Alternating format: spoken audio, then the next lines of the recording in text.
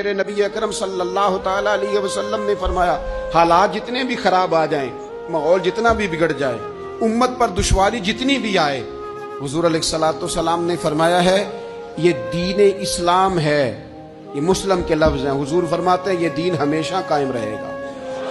اور فرمایا ایک جماعت ہوگی پوری میری امت کی جو دین اسلام کے دفاع میں کام کرتی رہے گی، جد و جہد کرتی رہے گی، کوشش کرتی رہے گی، ہمت کرتی رہے گی۔ میرے عزیز حضور نے فرمایا ہمیشہ یہ دین قائم رہے گا اور ایک جماعت ہمیشہ اس دین کے لیے کام کرتی رہے گی۔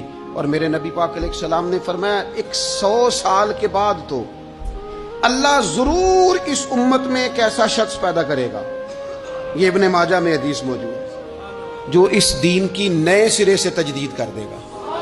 وہ لوگ آتے رہے، جب حالات بڑے بگڑے تو حضرت عمر بن عبدالعزیز آ گئے، حالات کا رخ بدل کے رکھ دیا۔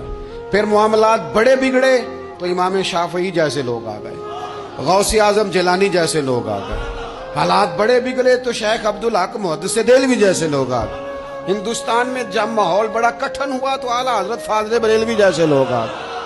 ہر صدی کے سرے پر اللہ تعالیٰ ایک مجدد بھیجے گا، حضور کا وہ غلام دین کو نئے سرے سے تازہ کرے۔ دین کے چمن میں ہمیشہ بہار رہے گی، ہمیشہ نورانیت رہے گی، ہمیشہ نور اعلیٰ نور رہے گا۔ یہ کام صرف کرنے کا کام کیا ہے؟ یہ دین تو پھلے گا پھولے گا۔ جو آگے بڑھ کے خدمت میں حصہ ڈال لے گا نا، وہ اپنا نفع کرے گا۔ یہ قرآن پاک ہے، یا ایھا الذین آمنوا ان تنصروا اللہ ینصرکم ویثبت اقدامکم۔ اللہ فرماتے ہیں اے لوگو اگر تم اللہ کے دین کی مدد کرو گے نا تو اللہ تمہاری مدد کرے گا۔ وَيُثَبِّتْ أَقْدَامَكُمْ، اور تمہارے قدم جما دے گا، تمہیں استقامت دے۔ تم آگے، اور دین کی مدد صرف پیسوں سے نہیں ہوتی۔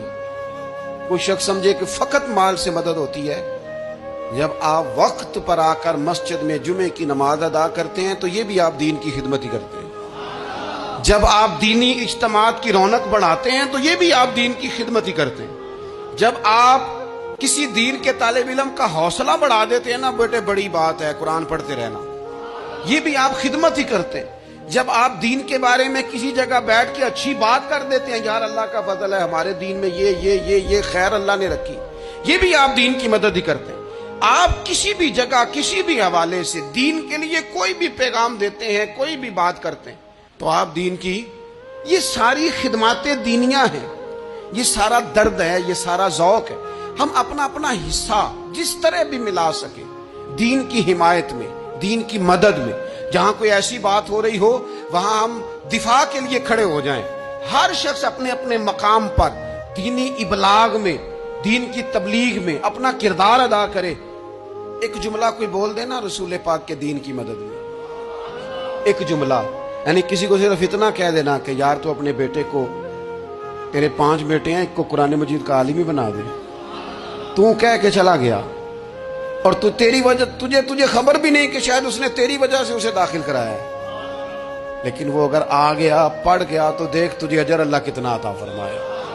آتا جملہ بول کے دین کے معاملے میں معاون بنے، کوئی خیر کا لفظ بول کے معاون بنے۔